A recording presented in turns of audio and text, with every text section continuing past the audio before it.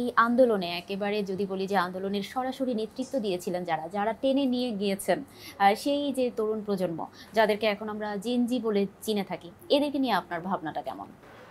Brilliant, মানে আমরা তো জেনজিদের নিয়েই আছি, সারাক্ষণ কাজ করছি। চরকিও দেখবেন যে চরকির কন্টেন্ট প্রোগ্রামিংয়ে জেনজি থেকে শুরু করে আবার একদম মিলেনিয়াল পর্যন্ত কিন্তু নানান বয়সের দর্শককে কিন্তু আসলে ধরার চেষ্টা করেছি আমরা নানানভাবে।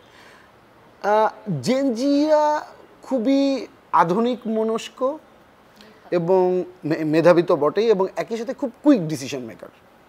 এবং তাদের সাথে যখন আমরা তাদের জন্য যখন কোনো একটা কন্টেন্ট প্রোগ্রামিং আমরা করি, সেটা কিন্তু ওদের মনস্তত্ত্ব বিশ্লেষণ করে ওই চিন্তা থেকে কিন্তু প্রোগ্রামিংটা করতে হয়। ওরা কিন্তু খুব অল্প সময়ের মধ্যে কিন্তু আসলে মানে খুব কুইক ডিসিশনও নেয় অল্প সময়ের মধ্যে, একই সাথে চিন্তা করে এই কন্টেন্ট তারা পুরোটা দেখবে কি দেখবে না, সেই ব্যাপারটা আছে। এইটা যে একটা বিহেভিয়ার প্যাটার্ন বললাম, যে সে শুরুতেই তারা বুঝে ফেলে, এই বুঝে ফেলাটা কিন্তু এই ইন্টেলিজেন্সটা তৈরি হয়েছে নানান টেকনোলজিক্যাল অ্যাডভান্সমেন্টের কারণে, যেটা এই নতুন প্রজন্ম পাচ্ছে এবং ভবিষ্যতে আরও পেতে থাকবে। কাজেই তারাই তো আসলে আমাদের এই বাংলাদেশটাকে বদলে দিল। কেন, কিভাবে বদলে দিল? তারা সাদাকে সাদা বলতে পারে, কালোকে কালো বলতে পারে, এদের মধ্যে দ্বিধা কম।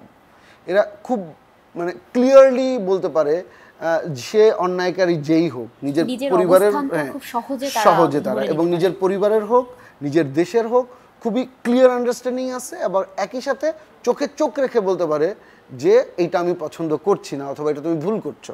সো এই যে ব্যাপারটা, এটাকে আমি খুবই পজিটিভলি দেখি। আবার একই সাথে এটাও প্রয়োজন যে যারা আসলে পূর্ববর্তী প্রজন্মের যে অভিজ্ঞতাটা আছে, সেই অভিজ্ঞতারও তো একটা দাম আছে।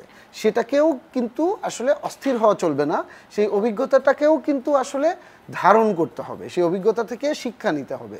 এবং নতুন প্রজন্ম যে নতুন করে চিন্তা করে, সেই অভিজ্ঞতার সংমিশ্রণ, নতুন করে চিন্তার সংমিশ্রণ, এই সবগুলো একসাথে করে কিন্তু আমাদের সবাইকে ভবিষ্যতের দিকে আগাতে হবে।